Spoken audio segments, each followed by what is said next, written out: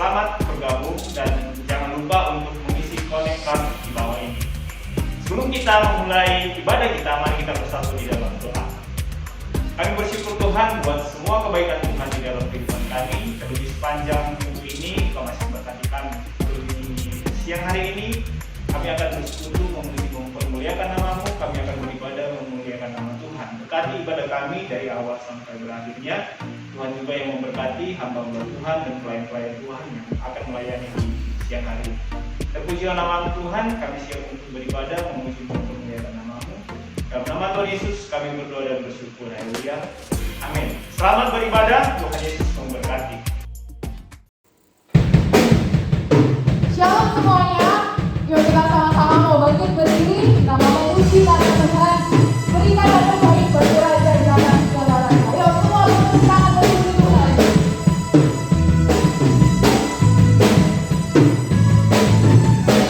Terpujilah nama-Mu Tuhan, kuat dan penuh kemuliaan.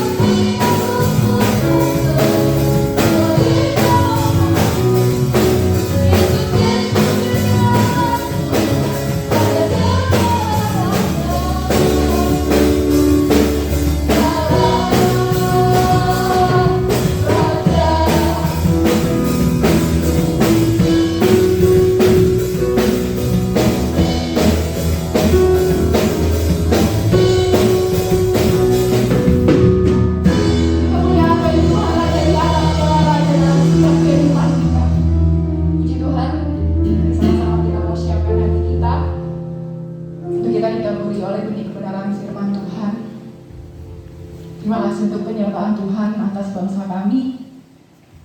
Kami percaya Tuhan segala sesuatu yang terjadi di bangsa kami semua karena ada campur tangan Tuhan. Kaulah yang tidak pernah meninggalkan bangsa kami, Kaulah yang memulihkan bangsa kami, Tuhan, yang melihat segala sesuatu yang terjadi di bangsa kami. Ini yang menjadi doa kami di hadapan Tuhan. Terima kasih Tuhan. Terima kasih Yesus.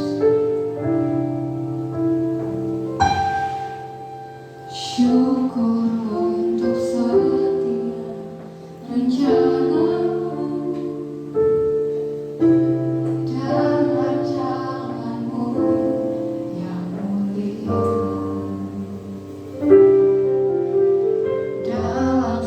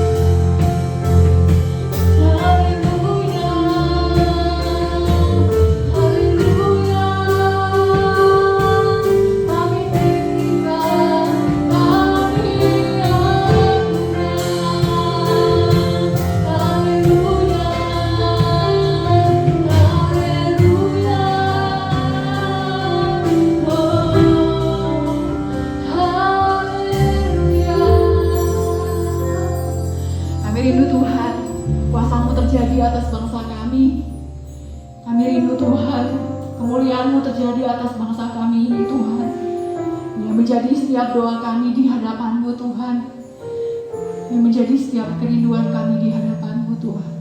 Mari sama-sama kita serukan. Bagi bangsa ini kami berdiri dan membawa doa kami kepadamu. Sesuatu yang besar pasti terjadi dan mengubahkan negeri kami. Hanya namamu Tuhan ditinggikan. Bagi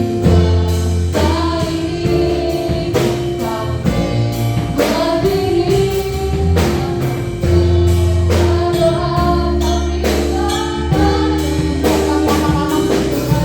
berdiri berdoa kami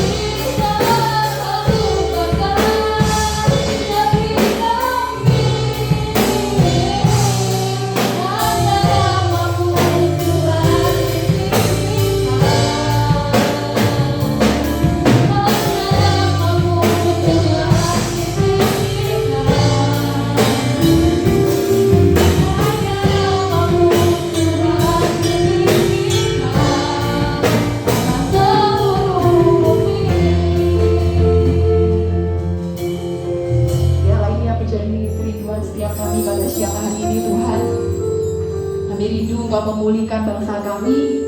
Kami rindu Tuhan Engkau yang menolong bangsa kami menghadapi setiap problema, menghadapi setiap permasalahan yang ada. Kami percaya Engkau Allah yang tidak pernah meninggalkan bangsa kami. Engkau yang memberi kekuatan, Engkau yang memberikan hikmat bagi setiap pemimpin kami Tuhan. Terima kasih Tuhan, terima kasih. Terimalah setiap puji-pujian dan penyembahan kami yang kami naikkan pada siang hari ini. Biarlah boleh layak berkenan di hadapan Tuhan. Dan kalau sebentar kami akan kembali diberkati oleh kebenaran firman Tuhan. Kau yang memakai hamba-Mu, Kau yang mengurapi hamba-Mu. Biarlah setiap firman yang dikeluarkan boleh berasal dari Tuhan.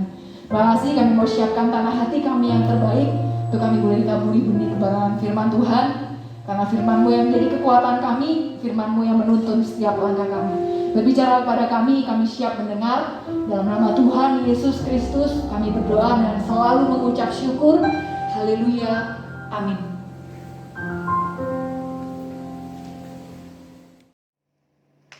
Shalom, selamat siang adik-adik Genji yang diberkati Tuhan. Kita bersyukur karena kebaikan Tuhan, karena cinta Tuhan kita ada sampai hari ini. Ya, keadaan sekarang kita banyak mendengar, kita bahkan mungkin melihat orang-orang yang terpapar COVID dan dipanggil Tuhan. Tapi atas semuanya itu adalah kedaulatan Tuhan. Mungkin kita mengatakan orang itu mungkin nggak jaga prokes, orang itu mungkin nggak bisa menjaga diri. Tapi sekali lagi, meskipun orang yang sudah jaga prokes, tapi kalau itu diizinkan Tuhan, pasti juga akan kena. Tapi bukan berarti kita jadi tidak menggunakan prokes. Bukan berarti kita jadi tidak menggunakan apa-apa. Tetap kita menggunakan prokes, tetap jaga kesehatan di rumah, olahraga, berjemur supaya kita tetap sehat. Dan kalaupun Tuhan izinkan itu kena kepada kita, keluarga kita, orang tua kita, itu semua Tuhan punya rencana dalam kehidupan kita semua. Di siang hari ini kita akan belajar tentang Yesus. Ya, adik-adikku sekalian, dari pertama kita belajar tentang surga. Surga itu tempat yang indah, yang luar biasa, yang tidak semua orang bisa masuk ke sana. Lalu keadaan manusia yang berdosa sejak awal zaman Adam, manusia tidak mungkin akan bisa masuk surga. Lalu satu sisi Allah kita, dia adalah Allah yang adil dan Allah yang mengasihi. Satu sisi dia adil, dia harus menghukum dosa karena upah dosa adalah maut. Dia nggak mungkin mengingkari perkataannya. Tuhan nggak akan mungkin mengingkari perjanjiannya bahwa upah dosa itu maut. Tapi satu sisi Tuhan sangat mengasihi manusia, karena manusia itu adalah diciptakan oleh Allah sendiri dengan tangannya. Kalau tumbuhan, bumi, matahari, laut, Tuhan hanya mengatakan jadilah terang, jadilah gelap, jadilah cakrawala, jadilah laut. Dia hanya mengatakan demikian. Tapi kalau untuk manusia, Tuhan membentuknya dengan tangannya sendiri dan menghembuskan nafas kepada manusia. Tuhan sangat mengasihi manusia karena itu adalah ciptaan tangannya sendiri. Lalu bagaimana keadilan Allah?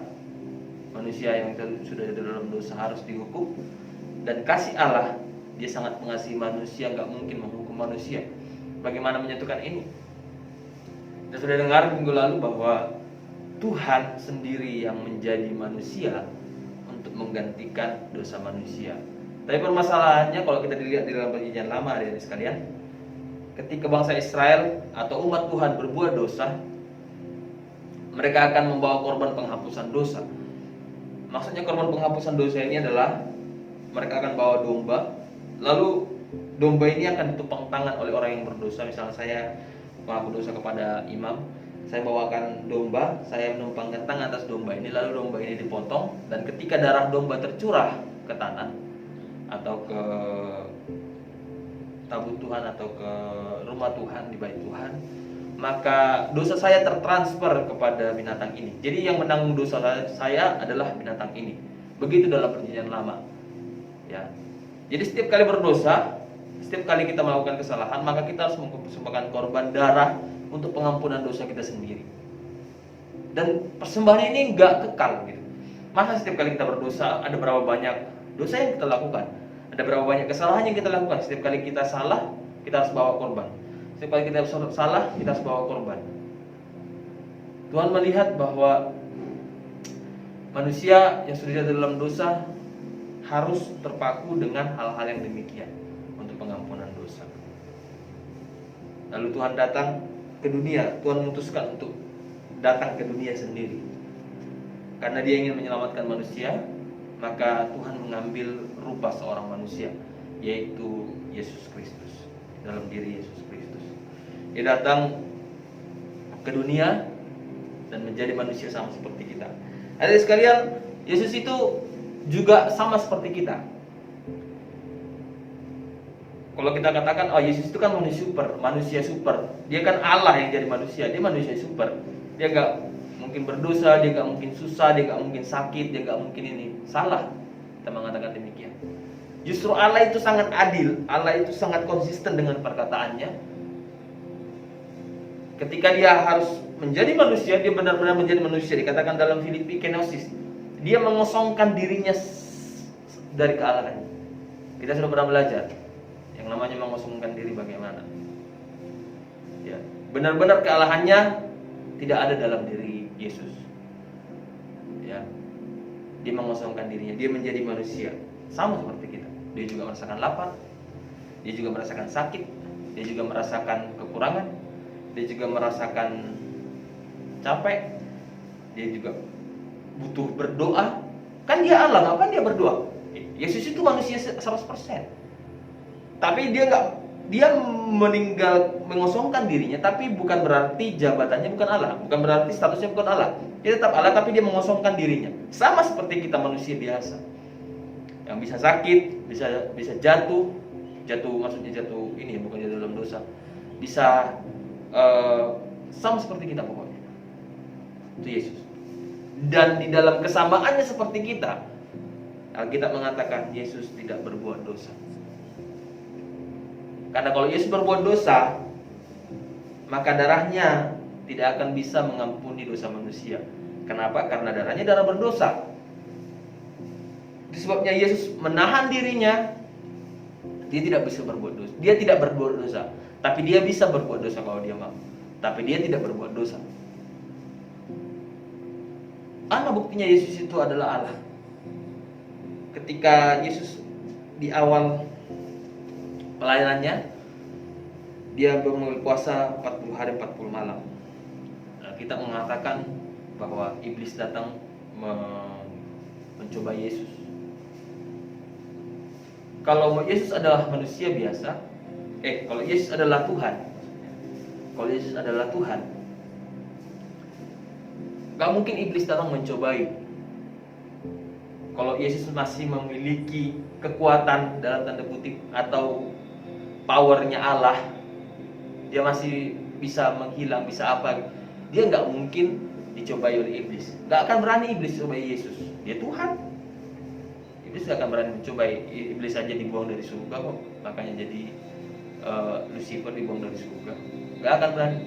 Justru karena Yesus itu manusia 100% dan dia Allah yang mengosongkan diri, makanya iblis berani mencobai. Dia sudah nggak punya kekuatan. Iblis mencobai Yesus. Dan saudara lihat iblis mencobanya dengan apa? Dengan makanan. Karena Yesus saat itu sedang berpuasa. Ya. Makanan itu kebutuhan manusia, kebutuhan pokok manusia. Berarti Yesus bukan berarti dia Allah yang jadi manusia, dia bisa tahan lapar. Enggak, dia tetap lapar. Ya. Yesus dicobai dengan kekuasaan. Yesus dicobai dengan harta. Yesus dicobai tentang kekuasaan ininya statusnya dia sebagai anak Allah. Coba lah jatuhkan dirimu, lalu panggil malaikat-malaikat, nanti pasti mereka datang. Yesus diujuk, tunjukkanlah dirimu kalau kamu itu Allah gitu. Tunjukkan dirimu kalau kamu itu hebat. Coba lompat, nanti kan ada datang malaikat. Lalu dikasih di dunia ini akan kuberikan kalau kamu sujud menyembah kepadamu. Yesus gak mau sekali. Harta, tahta ditunjukkan kepada Yesus, Yesus gak mau. Kenapa? Karena itulah memang kita lihat aja, semua itu menjatuhkan manusia. Makanan itu secara kebutuhan, kekuasaan, harta itu menjatuhkan manusia. Tapi Yesus enggak sama sekali. Yesus yang tidak berdosa inilah yang menjadi korban penghapusan dosa bagi kita.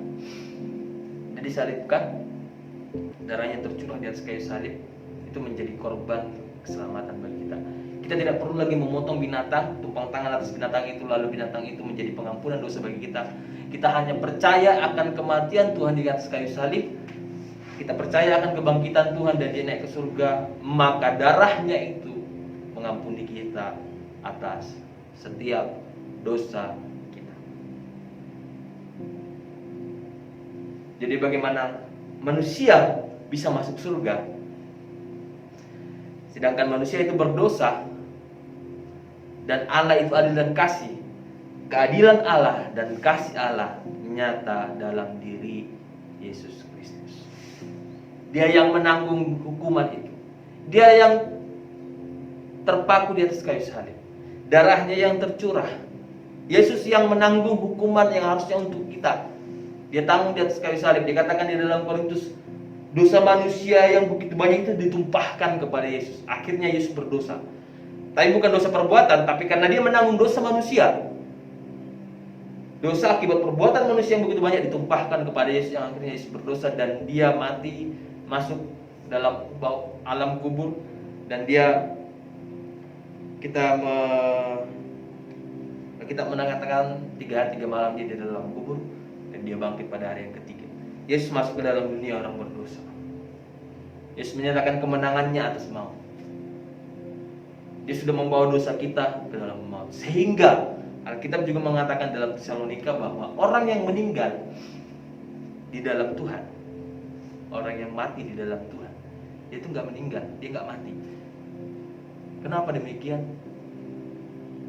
Karena kata mati di sana itu artinya maut. Orang yang meninggal di dalam Tuhan, dia tidak akan masuk ke dalam maut. Orang yang meninggal di dalam Tuhan, dia tidak akan mengalami yang namanya siksaan.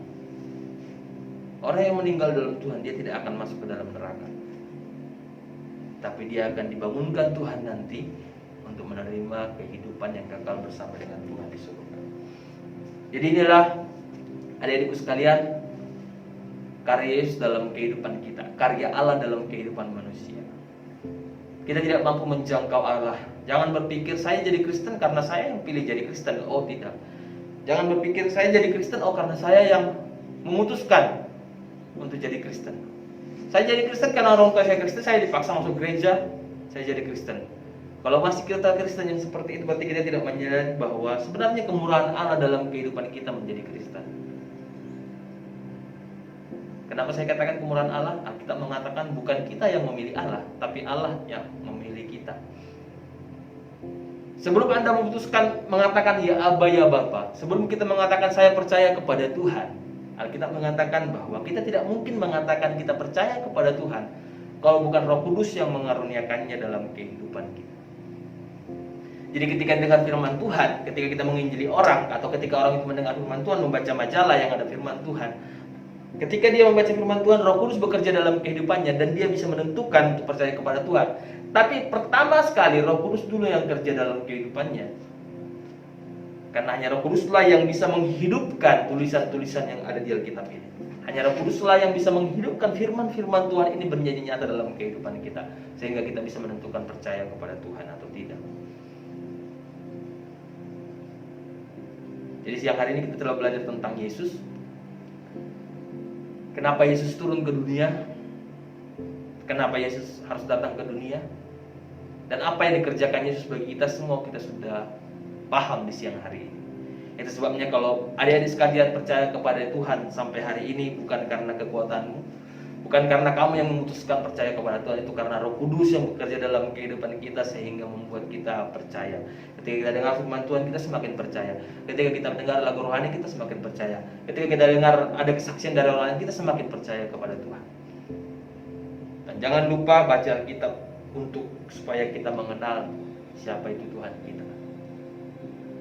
Roh Kudus akan memberitahukan kepada kita, akan membantu kita di dalam kita membaca Alkitab, dalam kita mengerti firman Tuhan, sehingga kita mengenal siapa Yesus. Puji nama Tuhan. Hadirin umat sekalian, sudah begitu besar pengorbanan Yesus bagi kita semua. Jangan sia-siakan pengorbanan Tuhan. Mari kita mensyukuri pengorbanan Tuhan. Kita yang harusnya disalibkan, kita yang harusnya menerima hukuman karena upah dosa adalah maut, tapi Tuhan menggantikannya untuk kita kekal sekarang sampai selama-lamanya. Ketika kita bersalah di hadapan Tuhan, kita datang kepada Tuhan, kita minta ampun di hadapan Tuhan, maka Tuhan akan mengampuni dosa kita. Puji nama Tuhan. Demikianlah firman Tuhan yang sama-sama kita dengarkan di siang hari ini. Mari kita sama-sama berdoa. Kami bersyukur Tuhan, terima kasih di siang hari ini buat kami semua yang sudah mendengarkan firman Tuhan. Kami mengerti kebenaran firman Tuhan bahwa Tuhan telah mengaruniakan Yesus untuk kami agar korban darah Yesus menjadi pengampunan dosa bagi kami. Tuhan menunjukkan keadilan dan kasih Tuhan bagi manusia. Karena begitu Tuhan mengasihi manusia sehingga Tuhan memberikan anaknya yang tunggal untuk kami Tuhan sebagai pengampunan dosa kami. Sehingga Yesus yang menanggung dosa kami di atas kayu salib sehingga kami menoleh keselamatan dari Tuhan. Terima kasih. Terima kasih buat pengorbanan Tuhan di atas kayu salib. Terima kasih buat pengorbanan-Mu bagi kami, bagi hidup kami, sehingga kami tidak lagi menerima siksaan neraka Tuhan. Kami hidup di dalam anugerah Tuhan, kami masuk surga. Terima kasih. Biar kami Tuhan dalam kehidupan kami tidak kembali lagi kepada kesalahan kami yang lama, tidak kembali lagi kepada dosa kami, sehingga kami tetap berada di dalam keselamatan yang dari Tuhan. Terima kasih Bapa yang baik. Terima kasih Tuhan memberkati setiap anak remaja. Tuhan yang cukupkan segala keperluan di dalam sekolah mereka. Tuhan yang memberkati orang tua mereka yang membiayai kehidupan mereka. Tuhan yang memberikan mereka kesehatan, kekuatan dari Tuhan. Bahkan cita-cita mereka Tuhan, keinginan mereka ke depannya, Tuhan yang memberkati di dalam nama Tuhan Yesus Kristus. Terima kasih. Terima kasih Bapa yang baik. Kehidupan kami selanjutnya kami serahkan dalam tangan Tuhan. Di dalam nama Tuhan Yesus kami telah berdoa dan bersyukur. Haleluya. Amin. Selamat siang, Tuhan Yesus memberkati. Puji Tuhan, kami mengucapkan terima kasih untuk hamba Tuhan yang sudah melayani kami di siang hari ini. Tetap setia mengikuti ibadah online.